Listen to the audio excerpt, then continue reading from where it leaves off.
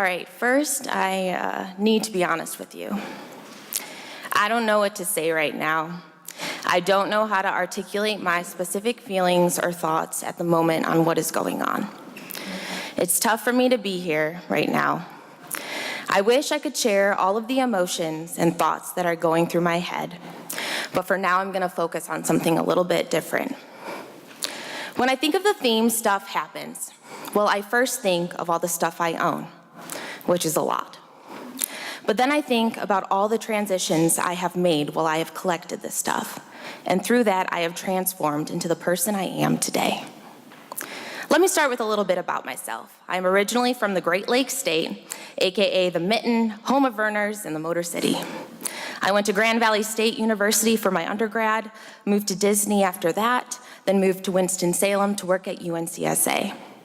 After UNCSA, I decided to pursue my master's degree at Indiana State University. Between my first and second year of grad school, I moved to South Carolina for the summer to work at Furman University. After I completed my master's degree, I moved to North Carolina to work here. Now, don't get me wrong, I have learned and loved all the places I have been. I would not change that for anything. But this means that in the 3 years between undergrad and starting at Elon, I moved 5 times. That's 4 states, tons of miles, who's its and what's its galore, and lots of jamming time in my car. My car was awesome. She was lovingly nicknamed Granny. Granny was a 1999 gold Buick LeSabre that my grandma had given to me after I graduated from GVSU. While owning her, I learned how stuff can become a necessity to fill a void. For me, that void was being lonely. She was my companion during my journeys, my safety blanket. She had her quirks, and I loved her for that. She was the constant through all my changes and transitions. Change is hard. Moving is hard. Making friends is hard. Keeping friends is hard. I'm a people person, and having people around me is really important and something that I need. I have learned this throughout my many moves. Let me go back to explain this. I remember the day I moved into GVSU. My parents helped me bring all of my stuff, basically all of Target and Bed Bath & Beyond, and moved me into my residence hall room. I had not known my roommate before moving in and met her in person for the first time later that day. We had some small talk, and then she went to the gym, and I went outside to walk around campus. I didn't know what to do with myself because I didn't know anyone in my building, and I didn't want to be a needy, weird person that first day, going up to people and scaring them with my need for friendship. I wanted to cry. This feeling quickly changed. I joined the programming board, became an RA, joined a sorority, met people through the honors college that I was in, and met friends of friends. I became really comfortable with having so many people around all the time, people to hang out with, laugh with, and do homework with. Of course, I didn't realize how good I had it until I left GVSU, until the comfortable bubble I had created was popped. When I moved from Michigan to Florida, I only filled the trunk of Granny with necessary belongings. I was randomly assigned to an apartment with 5 other women since I didn't know anyone else there. This made me nervous. All my family was from Michigan. I had only been 3 hours away from home when I moved to GVSU, and now I was a 24-hour drive away from the state I had lived in for 21 years. I had to remind myself when I made the trek to this apartment that I was going to work at Disney World, make magic happen, and that made me feel better. After some time, I bonded with my suite mates, met people through my character attendant role, and other people in the Disney College program. My bubble was full, and I was happy. But those 4-ish months passed away quickly, and I had to say goodbye. Pop, another transition, another move. It was time to pack up Granny with my belongings, this time having items filling up the back seat, and continue on my way. At UNCSA, I was the intern for the Residence Life, Housing, and Programs Department. I was lucky enough to know someone who worked there that was a former mentor of mine at GVSU, who had created the internship and had encouraged me to apply. She helped me make that transition much easier. However, it was still tough being in a new place, living by myself in an apartment for the first time, and not having many people around me that were my age. I finally made a bubble at UNCSA though, which was the important thing to me, until that bubble had to pop and my grad school adventure began.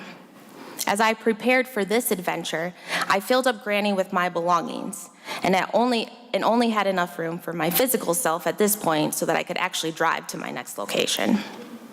When I moved to Indiana, I did not know anyone there, and again had to meet people and make new friends. That's the nice thing about some grad programs though. You're given a cohort.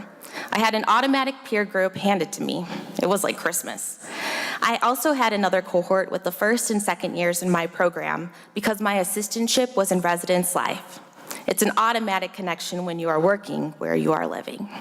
It was great. I had my bubble. I didn't even mind when I made the move to South Carolina for my Akuawai internship because I still had my bubble at ISU to come back to, and I didn't have to bring all my stuff with me. My 2 years at ISU flew by, and I applied to jobs at many different places. I fell in love and decided to pursue my next role at Elon University. This meant I had to move again, though, for my first professional role. My parents had to pack up a U-Haul and help me move down because Granny did not have the space anymore to fit all of my belongings. However, my items, Granny and I, made it here safe and sound. Transitioning into a professional role is a whole different adventure. People aren't in class with you. They have their own lives, families, and passions. I remember my first one-on-one at Elon. I asked my supervisor if she could just assign me a cohort like I had in grad school. How was I supposed to meet new people? I randomly started emailing everyone in the division to set up lunch or coffee so I could learn their story and not feel alone in this new place. I felt really awkward at first, but I'm thankful I did that because it helped me develop a support system. These wonderful people have become a second family to me, and I have needed that support. Out of all the transitions I have had to make in the past 6 years, Elon has challenged me the most, personally and professionally. To be honest, I wasn't sure if I was going to make it here at some points. I have high expectations of myself. I want to be the best professional I can be while being there for the people around me. And that took a toll on me. I struggled a lot, but I had that continuous network of support and have made it through those challenging times. I also had to give up Granny. It was really hard selling her. She was priceless to me and had been around for everything. I have a great new reliable car, but I still miss her. I think I always will. But even though stuff happened, I'm here now in my 4th year. I have learned so much, love what I do, continue to meet great people, and have continually accumulated stuff. What have I learned from all these changes in my life? I learned that I have to go out of the way and become vulnerable in order to find myself comfort. This means starting conversations with people I have never met, finding ways to meet people, and trying out new things. And sometimes I will get hurt, but I have to pick myself up and try again. Although I enjoy having all of this stuff, the most important thing to me is people, the people I have around me, and the memories I make in each of the places I live. The great thing about this is that these memories don't take up any space on my travels. I have them with me at all times. I have learned that I am not always going to be close friends with all my friends, and that I have to be okay with that. There have been many changes in my life. I firmly believe now that people come into our lives for a reason, and sometimes things change. Sometimes we have convenience relationships, and sometimes we get busy with our own lives. I used to be the person who thought I would be best friends with everyone forever and always, and I would put my heart and soul into those relationships. Then stuff would happen, and pop, friendship bubble gone.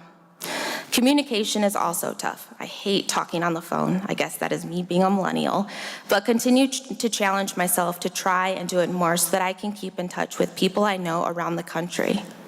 It's hard. Stuff happens. Things change. I have to be comfortable in my own skin and do what is best for me. This means saying no sometimes. I have to be okay with that. As much as I would like to be queen of all the things, I can't. I am me, and I can only handle so much. And I have to be okay to get out of the bubble because it will get popped. It has been popped many times in my life, and I know that will continue to happen as I embark on future adventures and endeavors. New bubbles can always be created. Last point, I like to craft, which is why I own too much stuff. Yarn is one item that I can use and transform into whatever I want. I can make my own design, change up the colors, start the pattern over again. It's my call. Stuff happens all the time, and bubbles will pop. You can bury yourself under all the stuff, physically or mentally, or you can cherish the good stuff, learn from the bad stuff, and continue to be your own unique self. I am a skein of yarn. From across the room, I might look ordinary, but I am unique through the experiences and knowledge I have gained. Only I can transform into the final design or self that I choose to be, and I am proud of the design I have become. Thank you.